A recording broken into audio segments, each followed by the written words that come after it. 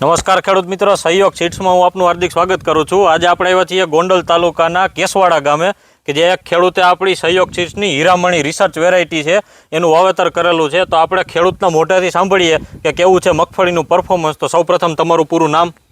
કૌશિકભાઈ ગોબરભાઈ માયાણી, ગામ કેસવાડા, તાલુકો જિલ્લો? તાલુકો ગોંડલ, જિલ્લો રાજકોટ। હવે તમે આ મગફળીનું વાવેતર કર્યું હીરામણી, કેટલા વીઘાનું વાવેતર કર્યું છે? આ 20 વીઘામાં વાવેતર કર્યું। 20 વીઘામાં વાવેતર કર્યું। એક વીઘે બિયારણ કેટલું ગયું હતું? એક વીઘે આપણે 30 કિલો દાણા વાવ્યા હતા। 16ની જાળી, 16ની જાળીએ 30 કિલો દાણા વાવ્યા હતા। હવે તમે જે દાણા વાવ્યા એમાં જર્મિનેશનમાં કઈ પ્રોબ્લેમ આવ્યો હતો? જર્મિનેશનમાં 95% જર્મિનેશન કમ્પ્લીટ, 5% કોક દાણો રોકાણો, બાકી બધું બરાબર। અને આ વેરાયટી તમારે કેટલા દિવસની થઈ? આ 85 દિવસ થયા હતા। 85 દિવસ થયા। હવે રોગ પ્રતિકારક શક્તિ કેવી છે આ વેરાયટીમાં? પ્રતિકારક શક્તિ સારી છે આમાં।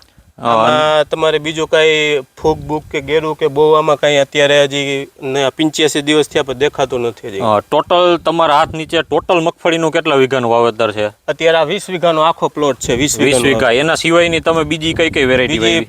મારી પાસે હજી બીજી 4 વેરાયટી છે। હા, એ ટોટલ બધી થઈને કેટલા વીઘાની? બધી 60 વીઘાની મગફળી। 60 વીઘાની। એમાંથી આ 20 વીઘાની મગફળી છે એ કઈક અલગ લાગે છે કે? હા, અત્યારે આમાં છે ને બધી આ વર્ષે એવું થયું છે કે લાંબી મુદતની મગફળી છે ને એમાં નવું કાંઈ નથી। બધા ખેડૂત કે નવું કાંઈ નથી, પણ આ મગફળીમાં હજી અત્યારે આ 85 દિવસ થયા ને તો આમાં હજી નવું બધું છે, એટલે આમાં ઉત્પાદનમાં ને એમાં બધું સારું રહે। બરાબર। તમને કેટલું લાગે છે આ ઉત્પાદન કેટલું દેશે વીઘે? ઉત્પાદન 30 મણ ઉપર થશે એવું દેખાય। 30 મણ ઉપર। અને આ વેરાયટી બીજા ખેડૂત મિત્રોને વાવી હોય તો વવાય કે નહીં? ના ના, આ વેરાયટી વાવ્યા જેવી છે, ટૂંકી મુદતની અને ઉત્પાદનમાં સારી છે, રોગ પ્રતિકારક શક્તિ સારી છે। અને બીજા નંબરમાં આમાં આપણે જે પ્રમાણે કીધું હતું કે 20-25% 3 દાણા વાળા પોપટા થાય છે, એવા છે।